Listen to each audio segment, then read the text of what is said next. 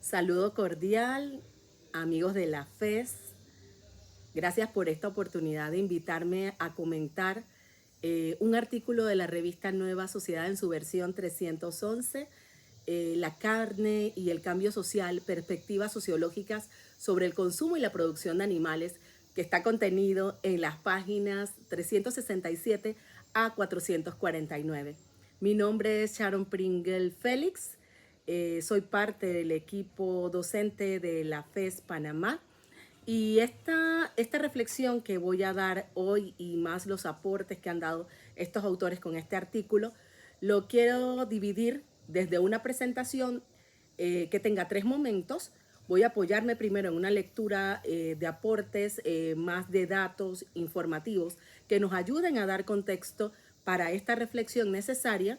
Luego voy a señalar algunos aportes que han dado en el artículo estos autores y finalmente voy a, desde mi subjetividad, dar una reflexión.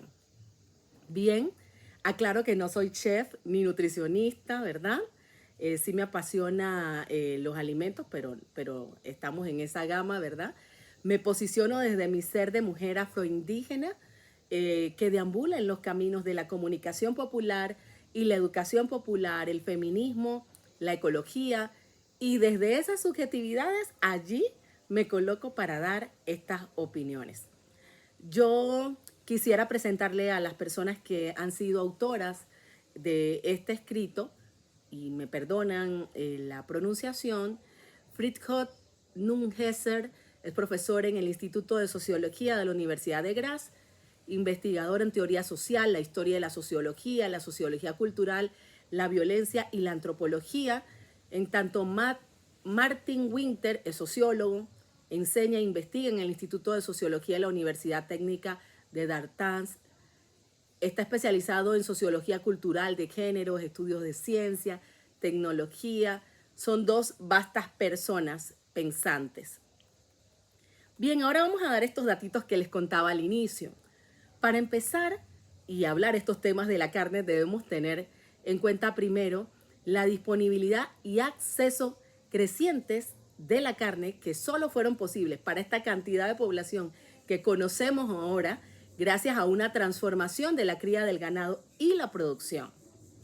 Otro dato que me pareció bastante importante puntualizar para ayudar a comprender estos temas es que la industrialización de la violencia animal comenzó hasta la segunda mitad del siglo XIX en Chicago y se intensificó en las décadas de 1950 y 1960 con las granjas industriales, que se comenzó en todo el tema de dominante de la cría de ganado. Según la FAO, escuchen este dato, la faena anual de ganado aumentó en todo el mundo en 783% en los últimos 55 años. Y en ese mismo lapso, la población mundial apenas aumentó en un 138%. O sea, hay una desproporción, ¿verdad? En cuanto al tema del ganado y el tema humano. Otro datito que va a ayudarnos a comprender esto es el vegetarianismo, ¿verdad? Que surge como un movimiento cultural o movimiento de estilo de vida, y es hasta a partir de 1940 cuando algunos sectores del movimiento vegetariano británico se volvieron más radicales y exigieron el tema que el fin de todo uso de animales. También hay otra fecha bastante importante para empujar estas reflexiones, y está que desde la década de 1970 esta crítica rigurosa al uso de los animales se tornó más radical, ¿verdad? Y se fundan todo este tipo de movimientos por los derechos animales.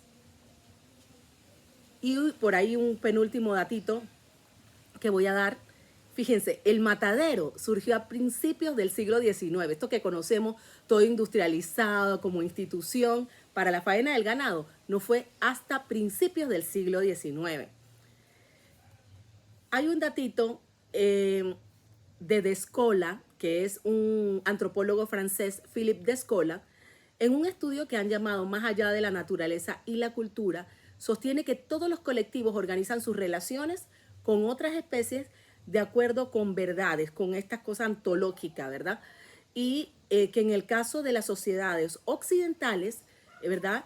Las relaciones entre humanos y animales están organizados más por un tema naturalista, ¿verdad?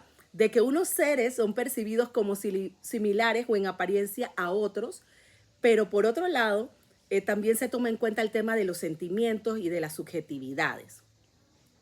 Yo quería decir esas cositas antes de comenzar un poco a decir los aportes de estos autores. Y me voy a ceñir mucho al tiempo, ¿verdad? Váyanse a la página 367, allí inicia el artículo La carne y el cambio social, perspectiva sociológica sobre el consumo y la producción de animales. Voy a leer para poder ajustarme al tiempo que tengo, ¿verdad?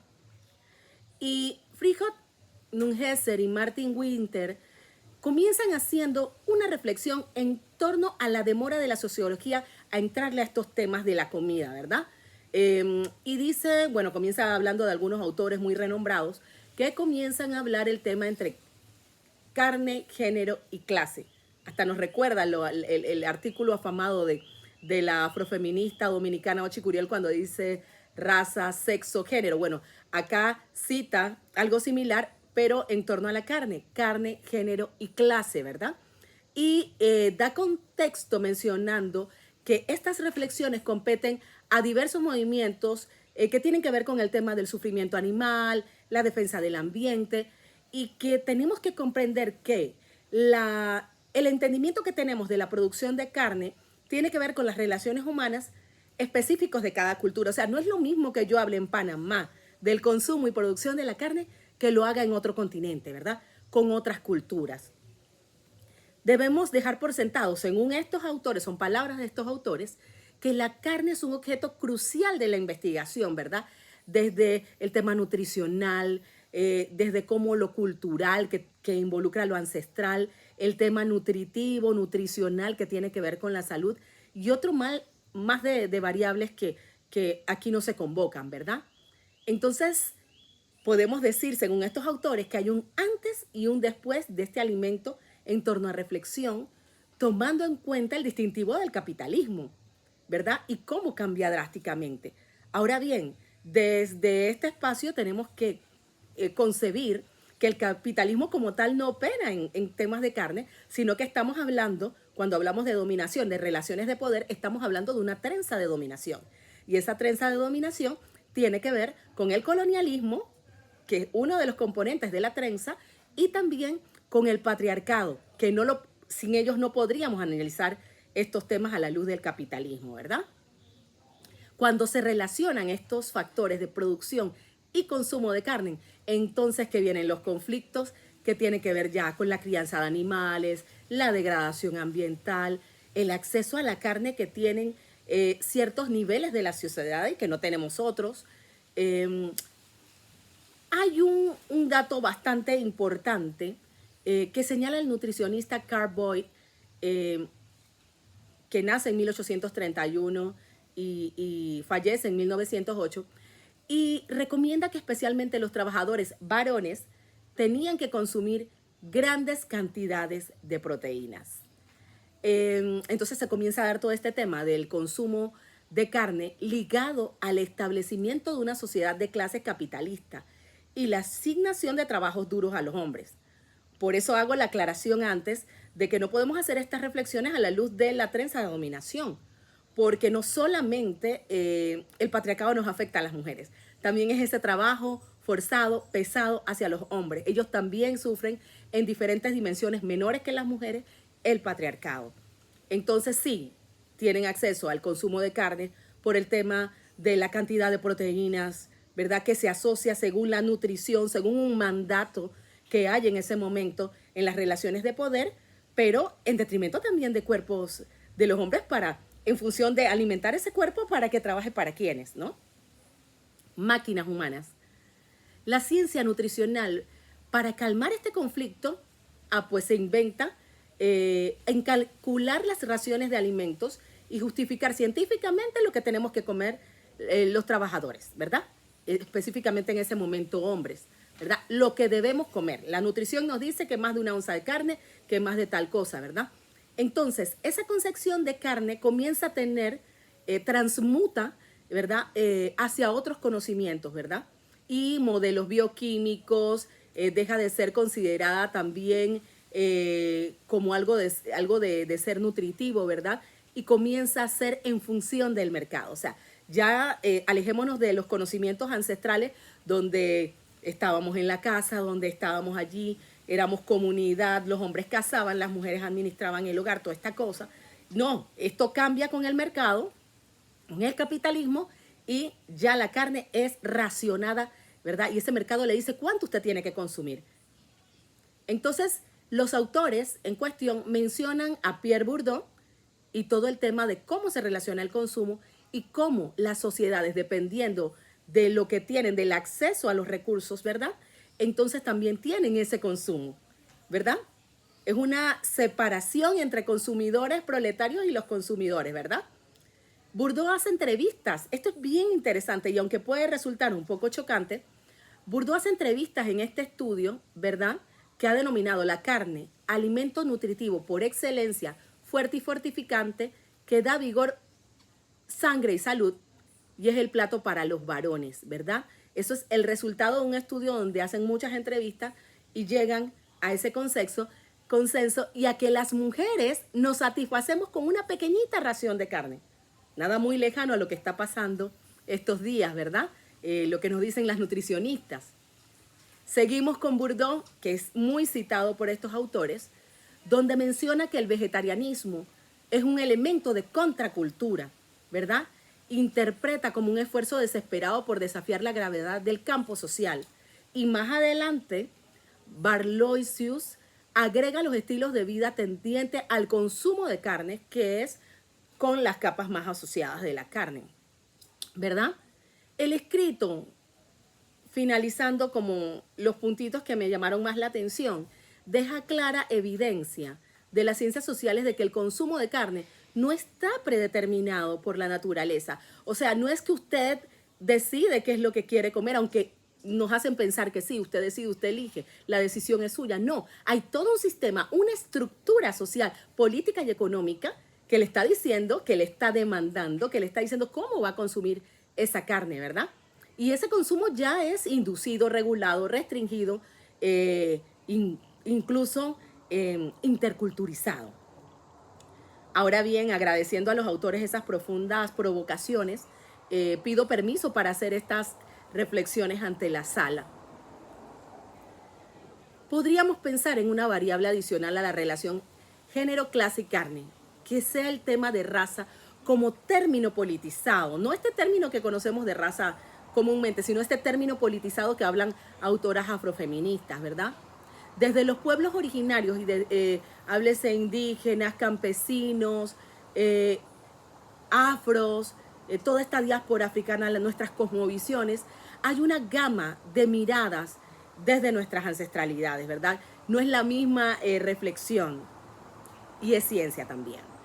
Basado en lo anterior, cuando hablamos de carne, para los pueblos ancestrales se abre toda una dimensión de posibilidades que nos hacen ver la vida desde un espectro más amplio. Y eso tiene que ver con la armonía, con la convivencia entre seres vivos. Fíjense, nos hemos distanciado, el ser humano y la ser humana se ha distanciado de los otros animales por el tema de dominio, ¿verdad? Y son relaciones de poder también. Nos hemos distanciado, casi que no nos vemos dentro del conjunto de la biodiversidad. Y aunque no se comprendan estas relaciones, existen. La carne se encuentra con lo espiritual. Eso es un ejemplo. Es más, se han demonizado por los efectos que ha tenido en nosotras el golpe colonial, el tema espiritual. Por otro lado, se cita en ese estudio, y me provoca mucha reflexión, a Carol Adams. Ella sostiene que el dominio patriarcal está fuertemente vinculado al dominio humano sobre los animales y que todas esas analogías de violencias contra las mujeres y contra los animales tienen un rollo, algo tienen que ver, algo se encuentran. Eso sería tema de un solo artículo, ¿verdad? Pero es importante para que vean hasta dónde se amplía la reflexión de este artículo. Estos conflictos que hemos hablado y de los que hablan los autores me parece que nos tienen que llamar a nuevas formas de habitar esta casa común en la que estamos. Cada cuerpo humano y cada cuerpo humano que no es igual, que tiene sus diferencias culturales, que tiene sus diferencias sociales, políticas, económicas y presenta desafíos importantes. A mí me recuerda mucho un afamado pastor argentino, que para nada fundamentalista, Dante Gebel, y humorista aparte. Él advierte los peligros de mirar la dieta flexi, hace todo un tema del flexi vegetarianismo, pero no en sí de una crítica a la misma teoría o a la práctica, sino que él decía que lo flexi irrumpe estos días nuestras vidas y somos un poquito de aquí y de acá y no terminamos siendo nada. Y a mí me produce una reflexión política desde este cuerpo, que es el primer territorio político, de si nos estamos moviendo flexi con los nuevos eufemismos y nos estamos poniendo todo lo que nos queda, ¿verdad? Y que muchas veces no son prácticas que atienden a una ancestralidad, sino que está dominando el mercado, ¿verdad? Esto involucra nuevas reflexiones, va mucho más denunciarnos que si soy flexi, que si soy vegetariano, que si soy vegano, porque es mucho más allá. Estamos hablando de un cuerpo político, ¿verdad? Y que se tiene muchas contradicciones y que van a venir y que en este momento pueden estar habiendo nuevos eufemismos instalándose en la piel y que asimilamos en la conciencia y que luego hablamos, ¿verdad? Y que tienen seguidores muy rápidamente en las redes sociales. Analizar estas cosas de la carne es crucial. Hay un tema de coherencia política, social, humana. No es lo mismo una población que está en un barrio popular de Panamá comiendo mollejas de pollo, ahí apanadas, ¿verdad? Que otra que accede al corte más fino de carne, que es tomado de las provincias altas de Panamá y que ha sido resguardado con altos estándares de electricidad, aire acondicionado, alfombra, y que muchas veces no queda en nuestro país, sino que se vende hacia Europa. Esas son las incoherencias. Yo en estas reflexiones también quiero invitar a que lean el artículo de Patricia Aguirre, La desigualdad de la comida y los cuerpos de clase, que está en esta misma revista en el número 311, donde se habla de las comunidades ancestrales, del cuerpo especie, de las prácticas de costumbres, en los cambios que se han dado en ese sistema económico y cultural y que convoca a transformaciones negativas a nuestra especie. Miren, en este momento usted que me está escuchando allá, y yo estoy un poco separada, bastante separada de la ciudad y por eso verá todo este verdor detrás de mí. Si en este momento yo le dijera que fuéramos al supermercado y viéramos la etiqueta de todos los productos y lo que contienen, vamos a hablar de los productos cárnicos, vamos a quedarnos ahí en los productos cárnicos, vamos a dejar los otros atrás, ¿verdad? Seguramente hablaríamos de sinónimos de muerte en muchas partes de nuestro cuerpo. Entonces no lo querríamos comprar, porque no compraríamos algo que significaría muerte para nosotros. Hay un sistema configurado para la muerte de estos cuerpos, para que seamos menos poblando esta casa común y donde solo quienes tienen acceso a mejores ingresos económicos se están alimentando como deben. Miren los altos costos que estamos teniendo, en los alimentos sanos. Finalmente, y para no alargar esta exposición mía, el análisis de la carne animal, su consumo y todo lo que entorna a este tema convoca una reflexión desde lo político. Desde la política podemos seguir comportándonos en esta acción depredadora incontrolable y salir comiendo carne ante el primer puesto de comida rápida y devorar una presa de pollo crispy, ultra grasoso después de estas reflexiones. O iremos a un restaurante y mientras se nos enfría la comida, entraremos al Instagram, al Facebook o al TikTok a postear el mejor ángulo de la deliciosa lasaña de 3 carnes que luego usted irá a ver cuántos me gusta o visualizaciones logra. Yo no lo sé. Lo que sí sé es que en lo cotidiano, que inicia desde el ámbito privado, de sentarnos a la mesa, le convoco a recordar nuestra relación familiar y analizar quién solía tener el trozo de carne más grande en su casa cuando se sentaban. ¿Quién? Y analicemos por qué. Porque atrás de eso hay toda una estructura que lo demanda. Hay un sistema que nos regula a las mujeres, a quienes menos tienen, a su consumo. Nos dice qué hacer, cómo hacerlo, cuándo comerlo, qué cantidad comerlo. ¿Es un riesgo para la salud del atractivo del cuerpo femenino o no? En este panorama, no es fácil establecer patrones adecuados de consumo moral. si tomamos el tema de clases, porque no se trata de quién accede a comer más y mejor, y quién ostenta, sino quién más ostenta el poder. Algunos seres humanos condenan a quienes comen carne, como si fuera un pecado mortal, pero se extralimitan en altos privilegios alimenticios. Eso es contradictorio. Esta contradicción hace discriminar en las relaciones humanas, gente, en base a la riqueza de la diversidad y de dominio de unas prácticas sobre otras. Yo creo que se trata de algo más de si usted come o no carne, ¿verdad? Es algo más de fondo. No, estamos teniendo una intolerancia a la diversidad, ¿verdad? Y estamos teniendo un sobreconsumo de los recursos que están en nuestra casa común, ¿verdad? Y esto añade conflictos racistas, culturales. Tal parece que la carne, desde la Biblia a nuestros días, sigue siendo análisis. De fondo, hay un dominio del ser humano hacia los animales como cultura, entendiendo la supremacía de la clase dominante. No es un conflicto de la carne per se, es apenas un tema de dominio de clases, ¿verdad? Y esto lo dicen los autores. La carne se presenta como un objeto diferente de estudio en cada caso. Incluso en este momento en la sala, usted puede estar sacando su hipótesis, viendo qué nos queda o qué no nos queda, según la construcción que usted tiene y su contexto donde habita. La pregunta es, ¿podremos crear nuevas formas de convivir y hacer uso de la carne y al mismo tiempo bajar los niveles de sobreconsumo que imponen estas sociedades de clases? Esa es la pregunta. Tengo más y más preguntas y más poesía que reflexiones. Y me permito terminar con algunos versos de un poema que he nombrado Una onza de mi carne. Somos carne que amasa la espiritualidad y no hemos aprendido. Devoramos los caballos en una lata 2x4 y no tenemos una onza de conciencia. Nos comemos las mentiras de un gato en un festín con jengibre y no alcanzamos la ternura en la piel. Destruimos la hilera de un grillo nalgón y no hallamos el camino. Pagamos hoteles para mascotas, sufrimos niños en las calles, tragamos la abundancia de la entraña y aún escasea la esperanza. Insisto, no hemos aprendido. Muchas gracias por permitirme dirigirme a ustedes. Un abrazo al equipo de la FES por propiciar estas reflexiones en torno al número 311 de la revista Nueva Sociedad.